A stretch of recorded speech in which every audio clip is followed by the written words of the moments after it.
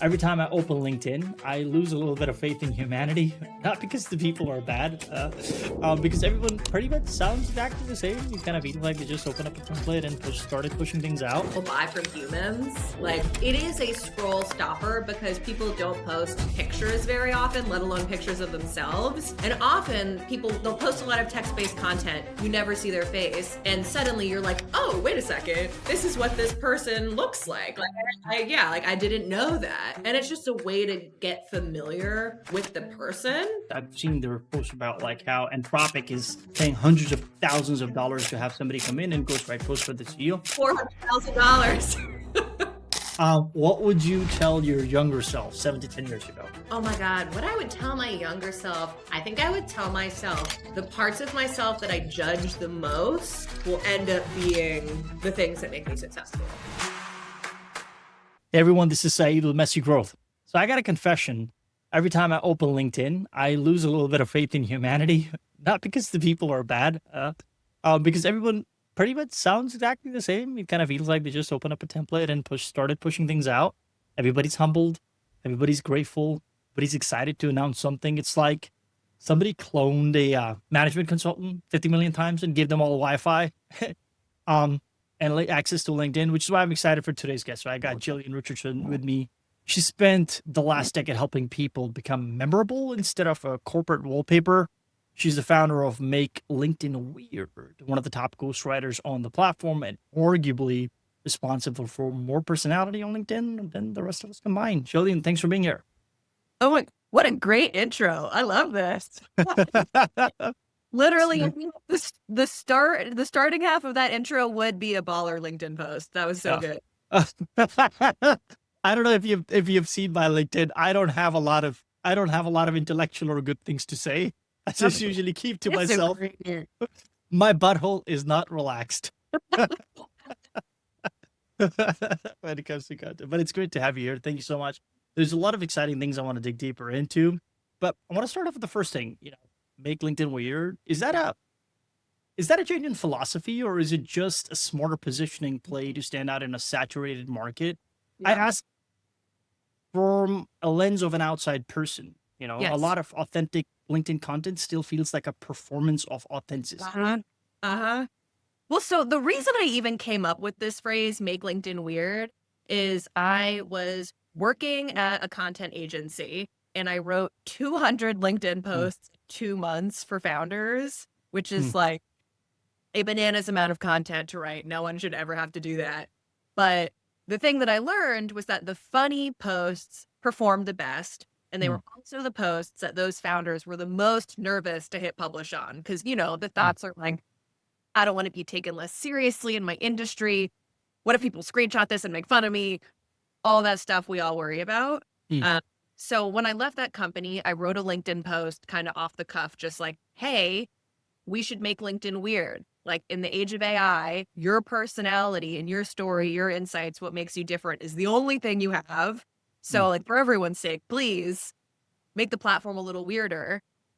And I hadn't even posted on LinkedIn in over a year. And this post exploded. It went really viral. It got me in Forbes twice. It got me in Business Insider.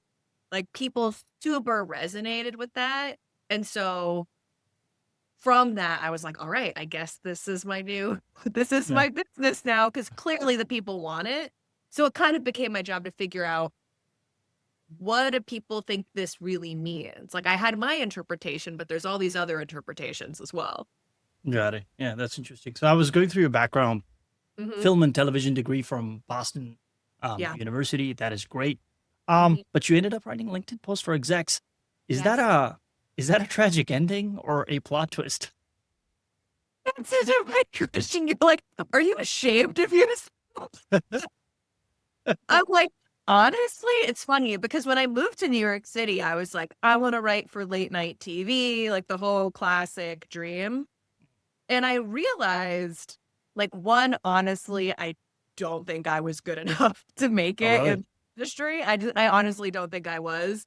But also, the lifestyle of that industry is just not something that I am cut out for. Like, I'm a really sensitive person.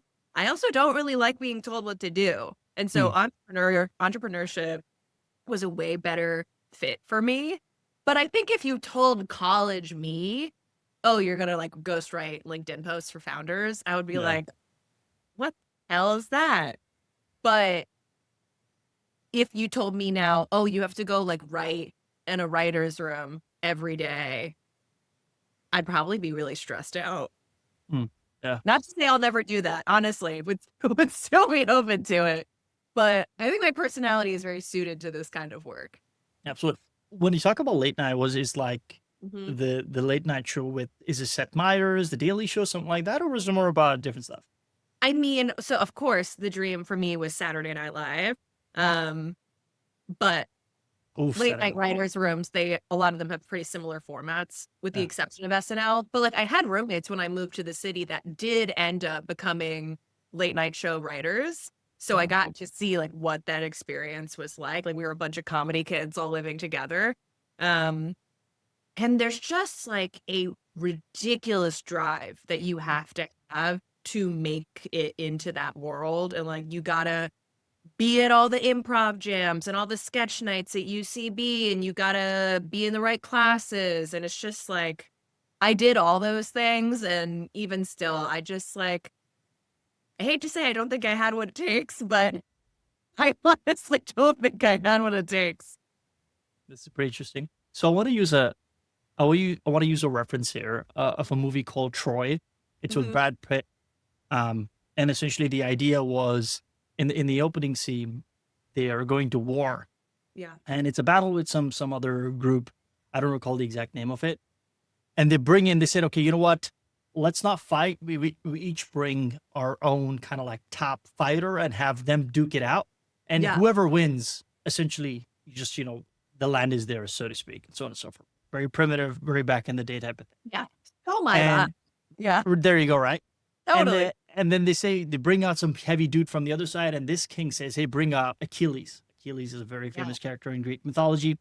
So Achilles is back home sleeping, whatever, and they call him, he comes in, and he's like, he's ready to fight, but the king said, I should whip you for your impotence, right? You're not here, we're all fighting a battle. And he says, and it's something that is very interesting, and it's imprinted in my head, imagine a king who fights his own battles.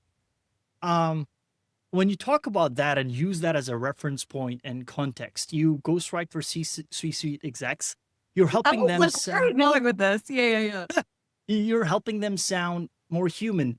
Isn't there something fundamentally broken about that? Manufacturing authenticity on behalf of somebody else, similar to how that scene plays out with the king. Yeah. So I think that there is oftentimes a fundamental misunderstanding with ghostwriting, at least the way that I do it, where people assume like, oh, you're just coming up with ideas for this person that aren't even from their own head. Like you're just writing for them without it actually being their thoughts. Like you're the smart one and they're just the face. But that is not really how it works. Where genuinely I'm sitting down with someone and I am asking them questions about their expertise and their industry. So everything that I'm writing, it's their process. But the issue a lot of people have is they're not going to be consistent on LinkedIn. They're not going to sit there for an hour every week and be like, what am I learning? What are my interesting takes? Like, what do I have to say? And they just hate that process. So my job is to get the good juice out of their brain and write it for them. But it's not like a fake thing. Yeah. You know what? When I look at creative jobs, and yours is as creative as they come, part of me thinks that when you expend a lot of this energy and creativity, you need to recharge. Just leave me alone. I just now I gotta do the most mundane thing ever. I don't know, just cut grass or whatever. Is there a process like that for you, or you kind of feel like you're charged and ready to go and operate day in, day out? I mean, I think I present very extroverted on the internet. I would trust me, based on the Opera's research I've done, I would say I'm scared to be in the room with you. Yeah, that's so funny. Like, why do you say that? Because I kind of feel like that I vie for attention, and I kind of feel like that I would be like a small shadow down in the corner of the room. And you're like, Jillian would take all my attention. No, you didn't. That I is think. hilarious. I mean, like when I'm with people, I do really like being with people, but not just for the sake of anyone. Like I like conversations like this. I like intentional connection. But like if you put me at a big party, if you put me at like a loud concert or something, I get drained super easily. Like I live alone. I spend most of my time alone. I am a pretty introverted person. Like my dream vacation that I'm planning right now is going on a 5-day cruise alone where I read the entire time. That's very healthy. That's Yeah. very healthy. I think Yeah. so. Yeah. You can recuperate and you come back and make more great content. So there you Yeah. go. I want to talk to you. So you've worked with C-suite execs, like you said, for about 11 years. Yeah. Is there a common gap between how they see themselves and how they come across? I think it kind of like goes back to similar thing you were saying before. Folks, when you present them something, they kind of feel like, people are going to make fun of me. That's not my voice. Is that sort of thing? Is there a gap between that? A gap between like how they think people will perceive them versus how they're perceived. Oh yeah, or how they come across, let's just say, and how they think people will perceive themselves, or they see themselves. Well, I think there's one thing where people assume like I have to share like the deepest, most profound industry expertise because they're an industry expert. They're around people who are industry experts, and they forget that like the most basic advice can sometimes blow people's minds if they're not in that world. So I often have to just be like, okay, we're going to do like a 101 series. Like, what are the super basics in your industry that you think would almost be too embarrassing to even post? But people are following you to learn from you, and they're fully outside of your industry a lot of the time. And I think that helps people realize like, oh, okay, I actually do have a lot to share from like the 101 to 401 level. And it can be helpful at every level. That's interesting. You say something about the basic things being said out. And I kind of feel the same way on LinkedIn when you look at it. And it's probably the only platform where you can see this behavior being mimicked, where some popular person or somebody who's well known would say some of the most mundane shit online. Yeah. And you can see a litany of comments underneath it It's saying, like, oh my God, Jillian, like, yes. preach, great. Is that performative? Are they trying to use your aura to come up into the algorithm of people with their own visibility? Is that what's happening? Are those things really that profound that folks like me, the layman, so to speak, don't understand it? I think there's two sides to this. If you're looking at like a huge account, like Gary Vee or something, like you look at his LinkedIn posts and it's like, oh my God, like dude is a content guru for a reason, but he does have a lot of the same talking points that he repeats many, many, many times. And a strategy on LinkedIn is you comment under huge accounts like that because your comments are going to be seen by a lot of people. And that way you can get more followers. So you see the comments under Gary Vee and it's like, this dude just said for the millionth time, your life doesn't end at 30. Like, and everyone's like, yo, man, this is the deepest thing ever. Like, when it's that, I think they are just doing that for clout. But there are other things that I like, for example, a post that I did literally as a joke was them, Jillian, how did you get 100 comments on this post? Me, I responded to 50 comments. Like, the in the world. And I cannot tell you the amount of messages, it's so dumb, that I got from people who were like, I don't respond to my comments, and that is so stupid. You're right. Like, I need to do this more. And like, that was a joke post. I'm like, it could not get more obvious than that. But sometimes people need the reminder of this stupid, obvious thing. Yeah, 100%. Coming back to the point you made about how you talk to execs and you're like, chill, it's just content. I'm going to create it for you. Yeah. I mean, based on what you're saying and you're using their words and language and just trying to mimic their thoughts. What do you say to a person who happens to have some good thoughts, but they're just like, I don't want to be a part of this scam. Like, I don't want to be performative. I read somewhere the stat that like, I think like only 2% of the people ever post on LinkedIn. It's ridiculous considering how large the platform is, how many people are on the platform. What do you say to that person? Like, who has that thoughts, has the pedigree to go ahead and say things, but they're like, nah, I'm above it. Like, no. Yeah. I mean, on the one hand, you don't have to post on social media. Like, social selling is a thing. Relational selling is a thing. Sure. Also, if you just work at a company and you have your job, and you're not trying to build a personal brand, like, cool, do your thing. Don't post on LinkedIn. But I will say, like, for the person who's employed at a company and they don't have a personal brand, I will say posting on LinkedIn will be helpful for when you're in a moment of career transition. Like, it's super helpful for that to get a new job way easier. Or if you ever want to become self-employed, it's really great for that. And also, it's a fun experiment. It's a great way to be of service to other people and learn about your audience. So, like, I think a lot of people think of LinkedIn as it's just inherently like narcissistic and selfish and you don't get a lot out of it. But like, you can get a lot of information from LinkedIn that is good for your business because you're directly interacting with your clients. Mhm. Yeah. That makes a lot of sense. What is a personal brand? What does that mean? Great question. I mean, honestly, I'm thinking of this on the spot, but to me, it's really just like if someone's talking about something, like a topic or an issue, and someone goes, "Oh, you know who you should read their stuff? You should read this person's stuff."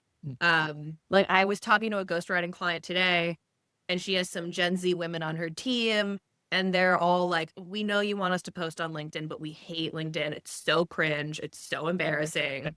And she was like, "Oh, you know who you might like? Jillian's content." Like the thought was like, Jillian, she's a little bit funny, a little less serious. You might vibe with her. Who's To me, Jillian? that's my personal brand. Awesome. On that track, since you're probably as close to a LinkedIn deity as I'm gonna come to, so Oh, I so, no. so I'm gonna ask as many questions as I possibly can to the things that are a mystery for me. Yeah. I am your standard guy in the corner, just looks at things. I'm an observer. I'm on Reddit. I observe. I don't post much. But I guess my question is, I see a lot of good content come out on LinkedIn. There's some legitimately good things. Why do folks post selfies with their posts that have nothing to Yeah. So the selfie conversation, so interesting. The simplest answer that I have seen people say is people buy from humans. Like it is a scroll stopper because people don't post pictures very often, let alone pictures of themselves. And often they'll post a lot of text-based content. You never see their face. And suddenly you're like, oh, wait a second. This is what this person looks looks like. like. Like I didn't know that. And it's just a way to get familiar with the person. People get so pissed off about selfies on LinkedIn. It is fascinating to me. But like that's really the simplest answer. It's like, yeah, if you were at a party, you would see people. Like when your people are posting, you just have that little baby profile picture. It's nice to see what the human being looks like. Absolutely. You know, this is fascinating stuff. There's a lot here. I want to break it down. But coming back to your business, Weird as a brand Yeah. is extremely safe. It signals individuality, I guess, without actually committing to something specific. Yeah. Is LinkedIn weird actually weird, or is it just weird adjacent? Well, I think the thing is that to me, weird is like the thing people associate with LinkedIn is boring, stuffy, like professional. Like you're speaking in LinkedIn jargon almost, and you're not speaking like a person. Like if you're at a party and you mention LinkedIn, that's probably what people assume that's what they associate with the platform. Like, and I could not tell you, I go to a lot of parties and stuff like that. When I tell people I write for LinkedIn, the response is always like, ugh, like that must be horrible. That's you, huh? Yeah. I'm like, I'm the least fun person at a party where they're like, I hate LinkedIn. It's a terrible place. I never want to post there. So I hear people's responses to the platform all the time. So that's kind of like what normal LinkedIn is. And so to me, weird LinkedIn is like, can you make this a actual enjoyable place to read content? Can you sound like a regular human being? And like, best case scenario, can you have fun with it? Like, that's how I interpret weird. It's just like kind of what regular actually is. Yeah, I think it's a lot to do with the fact that a lot of the folks that are on LinkedIn that are not posting are like, Mhm. C-level execs. They think that their job comes with a certain level of seriousness. Like Yeah. you gotta present your certain way, talk a certain way. You can't be like, God forbid, if you know what the child's name is of the person working with you, so on and so forth. Yeah. And I think like that's one. And I also think, and please correct me if I'm wrong. Like I said, I have a lot of assumptions, so I want to make sure that I get a better understanding of a platform that you, in a lot of ways, have understood and mastered the audience. Um, Mhm. the second part of this is you cannot possibly have great thoughts every single day. And I Yeah. know LinkedIn rewards that. I mean, literally, I saw a post today where it's like, oh, yeah, I post every single day for the past 6 months and it changed my life. Mhm. I mean, I'm sure it did. I'm happy for you if it did. But for me, it's just impossible for you. I mean, you can practice it, but putting out content every single day, is that a good thing? Is that a negative thing? Or you kind of feel like if you commit it to yourself, just continue to do it and it's going to reward you at the end. That's just how Yeah. LinkedIn operates. So I am biased towards posting every day for a really specific amount of time. I would never be like, post every day for the rest of your life. Good luck. Like, that's really stressful. To me, the course I teach, Make LinkedIn Weird, the challenge is to post every day for 30 days. But the reason for doing that is to get over the hump of being really afraid to post and being like, everything I post has to be the most genius thing on earth and it has to be perfect. I have to be perfect. And like people freak out so much they just never post. Um, but after that point, say like posting 3-4 times a week is fine. Like you don't have to post every day. But also, if you're someone like me who you really genuinely enjoy writing, you enjoy being in comments, you enjoy that whole process, I really do feel like it can only help you to post more. Visibility, right? I mean, it's strange how many people's names I remember because they come onto my LinkedIn feed and I associate a lot of their content with their name. Yeah, yeah, yeah. Understand? It's and I am like I said, person in the corner just scrolling through things, but it's just Mhm. fascinating how much visibility it can give you to a dude, in a village somewhere Wow, in for Poland. real. If you know Yasmin Alik on LinkedIn, have you seen him I do before? not, but I'm sorry, I'm not very good at this stuff. No, it's all good. There's a bazillion people on LinkedIn. He's got like 130,000 followers or something. He lives in Bosnia. Like Oh, wow, beautiful it's country. yeah, like it doesn't matter where you live. So it's Yeah, incredible for that. You don't have to be in like a huge major hub. yeah, absolutely. Right, that's all right. And I want to talk to you about this. We inherently look at things and we go, hey, how did your LinkedIn post perform? Yeah. Right, for the most part. And for us, it's kind of like likes and everything. Is there Mhm. an actual difference between someone who builds real authority on LinkedIn, such as yourself, versus someone who gets followers and likes, but nobody takes that person very seriously or the thoughts that they have? And this is something that I worry about with people who they see that like weird LinkedIn is popular and they interpret that as like, oh, I should just post memes like every day and only jokes and only like one-liner posts. And I'd say like if their goal is to grow as big of an audience as possible and maybe do brand deals within their industry, that could be a good angle, maybe. But it like you said, it won't be a great way to foster industry expertise. So, Mhm. like, the reason I think that I am popular and a lot of other people are popular is because I can take my industry expertise and make it fun to read. I think, like, that is the sweet spot. If you can do that, then people will really enjoy your content and they will see you as an expert, which is what you want. Yeah. Is it easy to detect if CEO content right now is having its moment, as you probably have noticed? I've seen there are posts about like how Anthropic is paying hundreds of thousands of dollars to have somebody come in and ghostwrite posts for the CEO. Yep. I get it. I understand. $400,000. Hey, I'm also good at writing, huh?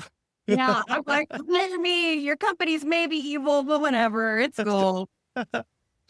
I guess my question kind of like boils down to, for the most part, is that is there if we have a lot of these folks that are ghostwriting posts for these CEOs and founders and everything, at some point they're just people writing posts that resonate with other people, but it's not really the founder itself. Because if you meet the founder in person, they might not have something exciting to say. Or when you see them on a stage, they might not have the same wittiness that you do on that particular post. Is that a danger to the brand itself? Because at some point it feels fake-ish-esque. Yeah. So I think it's why I recommend that people work with a ghostwriter who can write in a tone that aligns with you. Like it would be dangerous to someone's reputation if they were like a really dry person and I was writing really, really kind of like out there funny posts for them. Because then when people get on a call with them, there's going to be a mismatch. And I've heard this from people before where they're like, oh, I loved this person's content. I got on a call and their content sounded nothing like them. Like And that. it made me not trust them. So it's why like ghostwriting is so personal. You've got to get someone who gets you. But like one of my biggest clients is in the supply chain industry. Like you wouldn't guess it was me writing those posts because it sounds like this guy and it's a drier industry. Yeah. And like if it was writing like myself and you met him, you would be like, what is going on here? Yeah. So you've got to figure out how to thread that. Is there a limit to weird though? You kind of feel like that, you say just content. Is there a limit? Because I know a lot of folks would say, hey, politics should not be discussed on LinkedIn. Yeah. Okay, fair. I understand. Hey, don't post these kind of pictures. This is on Instagram. Yeah. I don't know who made them the authority on subject matter, which is what type of content should be pushed out. But is there a line, so to speak, that is invisible that should not be crossed? I love this question because it's so fascinating because I've taught 6 of my cohorts now, and this phrase of like, what is the line is so common. Like that phrase is so common for some reason. And so the thing that I say is everyone's line is different. And your job is to figure out what your personal line is. And so what I recommend to my students is first figure out, I call it, I made this up. It's called the envy disgust matrix. And it's who do you see whose content you're jealous of? And you're like, I wish I could be this person. I wish I could post like that. You know that like that is something that you want to move towards. And that's something that you might want to incorporate or play with in your content. And then on the other side is you see someone's content and you're like, ew, why would they post that? This is so gross. Like if I posted this, I would jump out a window. I would be so embarrassed. You know, that's not for you. And everyone will be different. Some people, they grow huge followings on LinkedIn specifically because they talk about politics all the time. And there's other people who are very successful and they never talk about politics at all. So it's up to you, what you enjoy and what will help you be consistent. So essentially what you're saying, the ultimate message is the platform is what you make of it. Is that the right way to do it? For sure. Like, of course, there's LinkedIn's guidelines of like, you can't post like a naked picture of yourself on LinkedIn, but like, other than that, freaking live your life. Absolutely. Yeah. It's interesting. You help people find their veer, which is great. Has anyone ever, I'm curious about this, sat across from you, done the whole discovery process where you go the whole 9 yards and the conclusion was just that there's nothing there. The person is genuinely, irredeemably normal. What do you do with that? How do you tell them? How do you break the news? Dude, you suck. After all. So before I do anything paid with people, I do a 30-minute discovery call. And I feel like that's a good way to gauge, like, my warning sign is if I ask people questions about themselves and they cannot answer those questions, it's not going to work. Like if people are straight up like, I don't know what I stand for. I don't know what I want to say. I don't know what my ideas are. Isn't that your job? Like, actually, no, that's not my job. And so like a ghostwriter just would not be a good fit for that person. I want to talk about people, but they haven't ended up paying me money because I'm like, you might want like a personal branding coach or like something like that first to because you just have to know who you are. You just have to have self-awareness. Mm-hmm.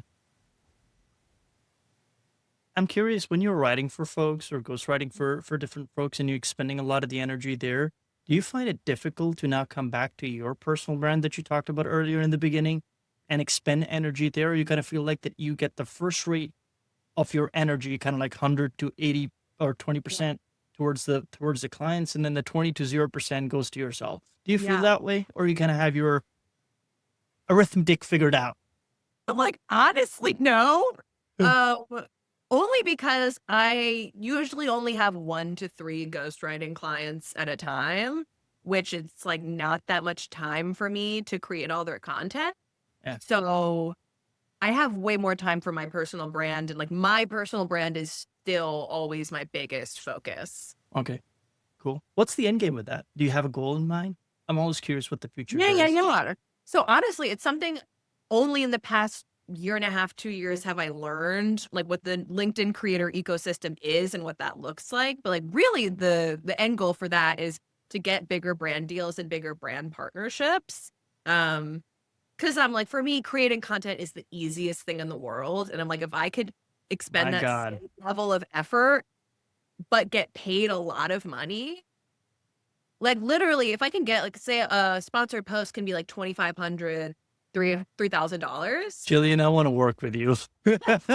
Tell me where, how high to jump, Yeah. I will jump. And that's like at my audience size. So like that rate goes up depending on how many followers you have. And that's only one post, not a package, not anything fancy. I can write that post in like 10 minutes. It's a great deal if you can get it. It's just the getting the deals is the very challenging thing. And how do you do it? Is that word of mouth? Do you do actual outreach? Is that a cool Yeah. outreach? Like, what do you do? I mean, I've been doing a lot of educating myself on how this works. So I do have some inbound from brands that are reaching out to me. Honestly, most of them are not a fit because most of them that reach out, they're like LinkedIn automation tools and LinkedIn AI tools. Which I'm like, have you looked at my content at all? Like, this is the opposite of what I Of what want. you do. Also, these tools usually get people banned from LinkedIn. So I'm like, I'm not going to promote you. But there's also, I have a lot of friends who are LinkedIn creators. So now we're starting to like share brand deals with each other. And also just going to creator events in New York City and like meeting the people who hire creators. Like it's a whole economy that I had no idea even existed a little bit ago. Are you guys in need of a YouTuber? Like a small third-rate YouTuber?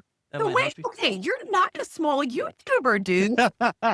Like, you would kill it with brand partnerships. YouTube is the best platform for creator partnerships because, like, you already can monetize the video and you can track the ads and stuff like that. You would be so good. I'll keep you in mind for when Yeah. I'm doing. I never really thought about monetizing this. I do this because I genuinely enjoy learning people, because I know for a fact that there is no way we would cross paths if in real world, so Totally. to speak. Yeah, because it's just like I am so way weirdly different thing than yours. Yours sounds a lot more exciting. Mine is a little bit more mundane and doing the same thing over and over and over again type thing. So it's an exciting way to learn. But this is fascinating stuff. Yeah. There is a one common thread that I found while researching, of course, your profile, the Joy List, Hustle Fest. I love that name, by the way. And your LinkedIn profile, which in and of itself, I was showing my wife this. She says, I like her. All have a loneliness thread running Yeah. through them. Is that Yeah. intentional, or you Mhm. notice it? You know how you write stuff and you go like, "Say, maybe you need to go see someone, dude." You talk a lot about that stuff, but Yeah. do you notice it later, or you kind of feel like it just comes out because you're Oh, for that's your sure. authentic self? I mean, I don't know if you wrote this, if you knew this, but I wrote a book on loneliness. I did not know that. Yeah. I wrote a book called Unlonely Planet that is all about creating community outside of organized religion. Loneliness has been the key theme of my life. Like, it has been my biggest struggle. And I'm very much like the wounded healer archetype of like the thing that hurts me the most, I want to help people with the most. And it's always what keeps me motivated. Like, I've run a weekly newsletter of events that help people make friends in New York City. I've sent it every week for 10 years. Like, I've hosted my own events. I created a conference to help freelancers create community. And like my LinkedIn work, I think it's more subtly about connection, but it is like, can we be more real so we can actually see each other as people and not like weird professional meat puppets? Meat puppets. Yeah. Got it. Definitely gonna. I'll get that printed onto a T-shirt and send that your way. Meat puppet. This is fantastic. You know, I want to talk about one thread that you said about the conference. Yeah. Going from full-time to freelance is pretty scary. You've Yes. built a conference around that. I know Mhm. that a lot of people try and want freedom. You know how you see those LinkedIn posts of folks that are at a beach somewhere in Bali Yeah. working out of their laptop. It's exhilarating. It's like, oh my God, can I go ahead and do Mhm. that? What's the thing that people think they're ready for that they're almost never actually ready for when it comes to when going from full time into freelance? Man, I feel like a big thing, I can speak for myself. A big thing was knowing how much to charge and like knowing Like a how, retainer? yeah, like knowing how much to charge for a retainer, for how much for Sure. hourly. But like, I think people, they, especially women, need to be around people who charge high rates and like have conversations with people to see like what is possible in that world. Because like for me, my game changer was meeting professional ghostwriters, usually men who worked on their own or ran agencies, and being like, oh, you charge $7,000 a month for this thing that I'm charging like $100 an hour for? Like, what am I doing? And like, not just one guy doing that, like 15 guys doing that. Um, just to get comfortable charging more. It's like, it's a deeply emotional thing. Yeah. I mean, knowing your worth, right? I mean, at the Mhm. same point, it's kind of like if you don't know where the delta is, you don't have a North Star pointing towards it. Hey, Jillian, maybe you're underselling yourself here, right? For the Truly. most part. Yeah. And now, like, I had a call with the client recently, and he was like, just so you know, I had a call with someone who calls themselves the world's most expensive ghostwriter, and you are more expensive than me. And I was like, that person definitely is not branding themselves correctly, because I know people who charge more than me. So it's just like everyone has a different perception of what expensive is. Well, obviously, this is- that makes total sense. But I think at that point, you have that community to kind of like guide you, right? You can always say, hey, I got a brand X. Mhm. I'm pretty sure you have the math of like, okay, so how much the visibility, followers, impression, blah, blah, blah, Yeah. so on and so forth. Then you can start to Mhm. work that out. I want to give you a thought for to go with your loneliness, something of an existential crisis, so to speak. Mhm. Make LinkedIn weird. Mhm. Do you ever worry that if weird is now the new normal on LinkedIn and you've been successful at that Don Yep. Quixote style, Yeah.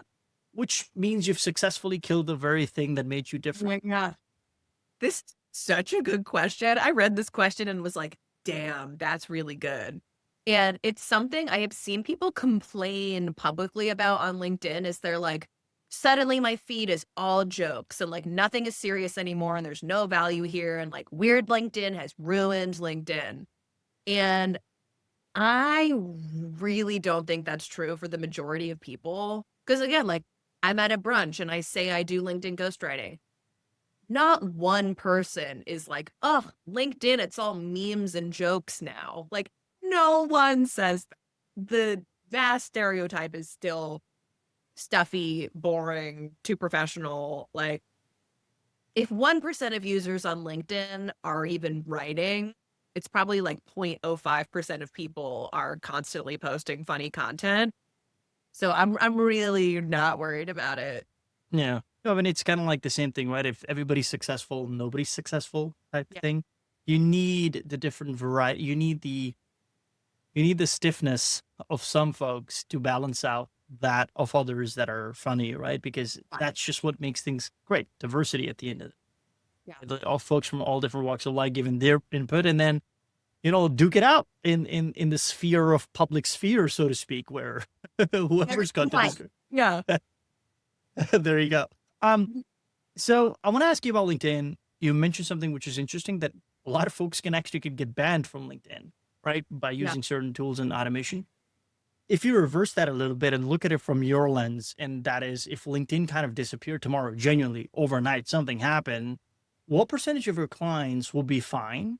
And what percentage would actually have an identity crisis because they've gone Yeah. all into their personal brand, Mhm. but on one platform? I really think the people who would have the biggest issue would be people like me, who their business is creating content on LinkedIn. Like anyone who's a instructor for the platform or something like that, those people are screwed. But those people aren't my clients. Um, Honestly, I feel like the people who hire me as a ghostwriter, they already have enough business, but they're using me to try and get the occasional like big fish, really expensive retainer client.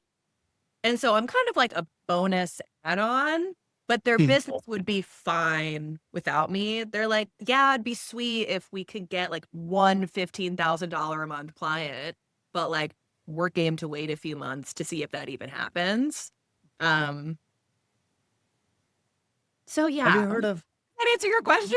Yeah, it does. Have you heard of TikTok? TikTok? So I love TikTok. And it's funny, I've had people tell me that I should post videos on TikTok. TikTok scares me, man. Like that, because it's just like that's the hub of people who hate LinkedIn with a passion. Like, I'm like, how do Really? you handle getting trolled by a bunch of like 22-year-olds on LinkedIn? They can be so mean. Bastards. You gave me, by the way, so I was driving. I just had to buy a steak for my dog, and I was like, I have to get back to the studio to record this interview. And you wrote slap. I literally looked at me. I looked at the phone. I was like, question slap. I now feel old because now I feel like I have two kids. My oldest is 10. I feel like there are things that are being said that I am not a part of anymore. There is like some colloquial language that is being spoken, such as what you just said. Or I'm like, I don't know what that means. Because I said the questions you sent me slap, and did you think that was bad? Yeah, I thought because I was driving, so the message popped up. I was like, I slapped because of your messages. I literally was. That's so interesting because I feel like it's not that modern of a phrase. It might just be a thing in the States. I don't know. Yeah, it probably is. I mean, I've also lived here for 14 years. At this point, my ability to understand what the phrases are back home are just I'm like, let us outside know of the in the world. comments. Do you know what slaps means or not? Because that is, I'm like, say where you live and if you know what that means and how old you are, because that's fascinating. I'll test that out with my LinkedIn post. Does anybody know Like, what do you know- slap means? I do not.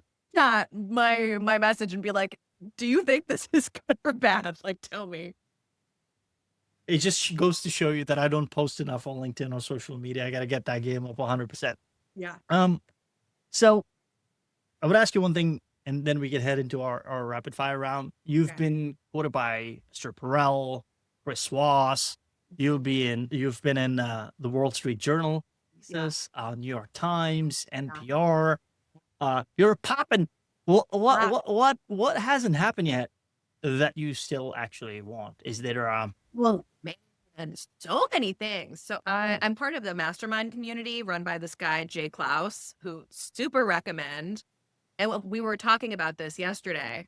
I'm like, for me, and my big goal is to be able to plan out my year. Like, I'm such a in the moment entrepreneur, and to be able to be like, okay, I run my course quarterly. I know I've got brand deals at these times. I know now, like, there's this whole like creator economy calendar of like, Cannes is at this time and South by Southwest is at this time and like Ad Week is this week. Be like, okay, can I start like pitching things and having a strategy for how my year runs? I've literally never done that before. So that is next for me. I'm just being like, can I really treat myself as a creator business and plan around? Well, you're inspirational. So I think there's a lot of good stuff here, and I wish you nothing but success. It's everybody's dream. I think I don't know who said it. It's a lucky person that have figured out what they want in life and they're very good at it. Yeah. Seem to have kind of like struck the right chords here. So this is great. Yeah, this is fantastic stuff. I would love to see you on a Truth Social post someday. Maybe we get there. That's the next accolade right there. Truth Social post. NPR, we got Wall Street Journal. Like, what haven't I hit yet? Oh, let's do it. I'm ready to go. I'm pretty sure they would do that. This is fantastic. All right. Rapid fire round, quick questions, quick answers. Best advice you've ever received business. Oh my God. Best advice I've ever received business wise. I mean, I'm kind of gonna, I don't know who said this to me exactly, but like for me, it's ask other people what they're doing. Cause for me, I'm like, if I hear that other people are doing something, offering a strategy, charging a certain amount, then my brain is automatically like, oh, okay. Like, this isn't that scary. Other people do this. I can do it too. That's been more helpful to me than anything else. On the flip side, advice you ignored or wish you had listened to. Ooh, wish I hadn't listened to? You had listened to. Oh, wish I had listened to. I think early in my career, I shared too much about myself. Like I was it was also of the time, but like I was a freelance writer. I was writing really like exposing personal essays, like the whole thing. And I kind of wish I didn't, but I just didn't have Why? that discernment at the time. I mean, I think I thought that if I share a lot of myself online, I would end up feeling more comfortable in my own skin. And I just don't think that's actually how that works. There's a very ironic irony in there with what you're saying Yeah. and the whole thing. It's fascinating. This could be Mhm. another episode in and of itself. I guess on a casual matter. It's fantastic. Rapid fire on still. What would you tell your younger self 7 to 10 years ago? Oh my God. What I would tell my younger self, I think I would tell myself the parts of myself that I judge the most will end up being the things that make me successful. Hot damn. You know how Will I talk to my younger self a lot?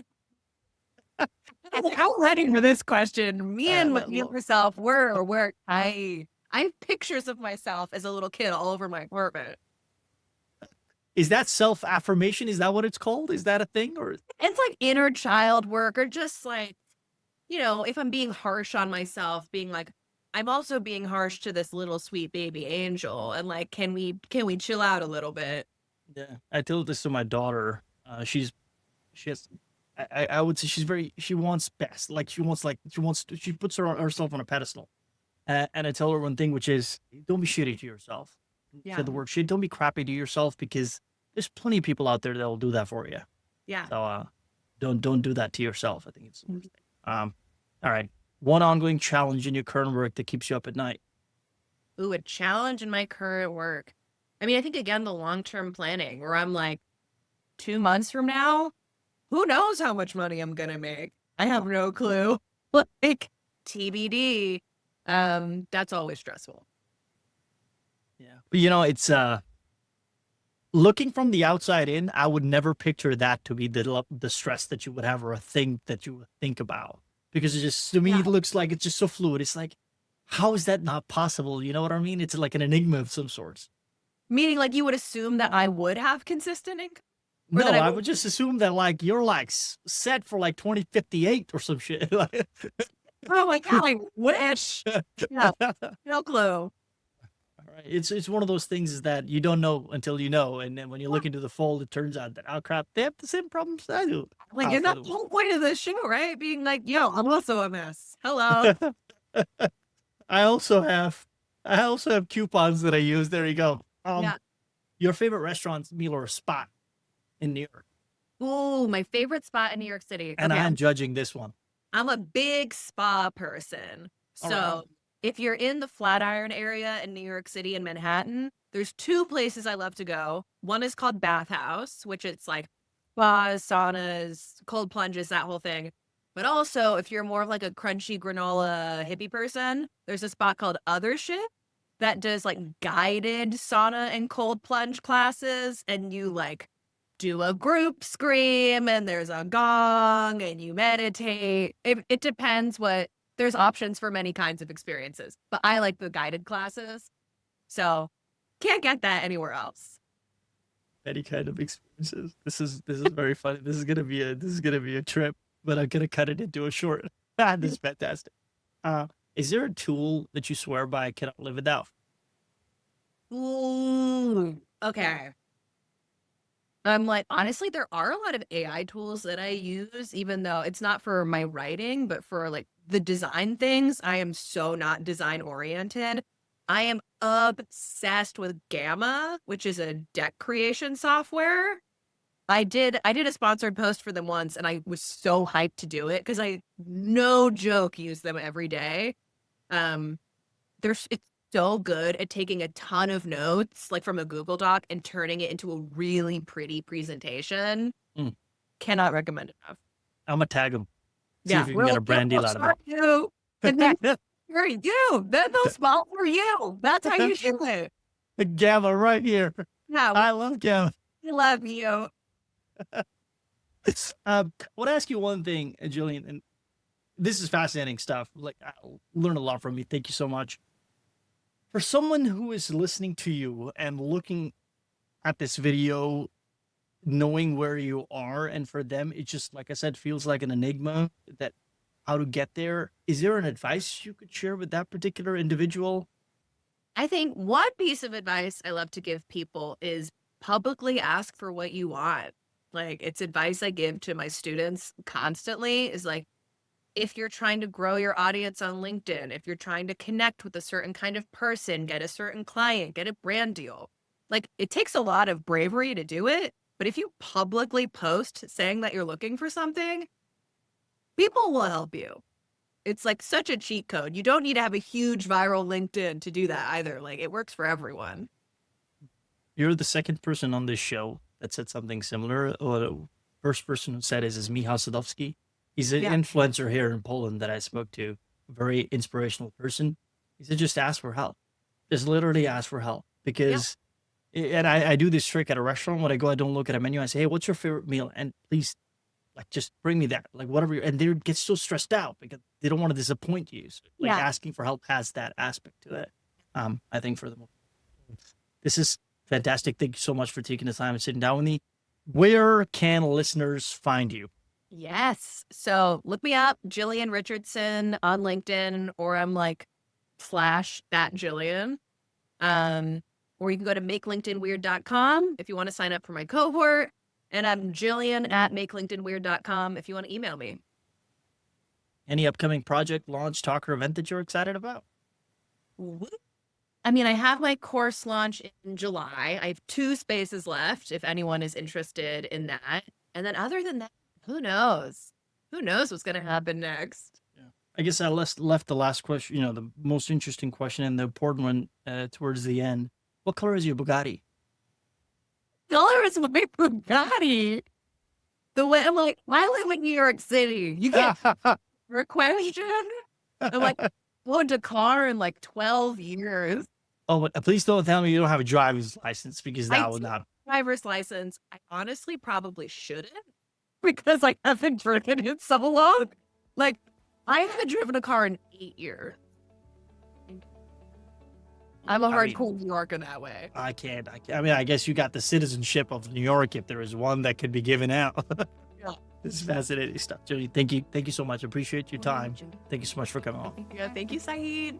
You're very welcome. Folks, if you got value out of this, share it with someone who needs to hear it. I'll see you next week. Thank you. Bye.